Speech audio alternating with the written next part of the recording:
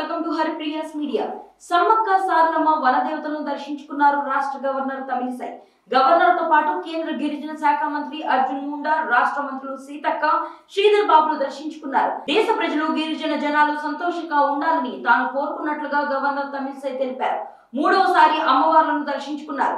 గిరిజన సోదర సోదరీమణులకు మేడారం సమ్మక్క సారలమ్మ జాతర శుభాకాంక్షలు తెలిపారు గవర్నర్. 3 జాతరలను గవర్నర్ దర్శించుకోవడం చాలా సంతోషం, అదృష్టంగా భావిస్తున్నానన్నారు.